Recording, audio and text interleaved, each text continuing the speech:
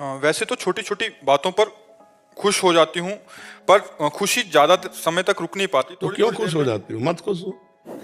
छोटी-छोटी बातों में मत खुश हो, बड़ी बात में खुश हो। मतलब हमेशा मतलब बेचैनी रहती है, चाहे सो रही हूँ चाहे जग रही हूँ। बच्चा नाम जप करो, अभी आनंद आ जाएगा। मैं करती हूँ। कितना? 24 घंटे के। 24 घंटे के अंदर जैसे काम कर रही हूँ, कुछ भी किचन में काम कर रही हूँ तब भी, और फ्री टाइम में। बच्चा फिर ये दशा नहीं होगी। नाम जापक छोटी मोटी लाभ में खुश नहीं होता कि व्यर्थ में परेशान हो यार। पूरा ठेका अनंत ब्रह्मांडों का भगवान लिए, तुम अपने शरीर के ठेके में परेशान हो। इसका भी भार भगवान के चरणों में समर्पित करके निश्चिंत निर्भय निःशुक हो जाओ। भगवान की शरणागति में अपार सुख है। चिंता मत करो।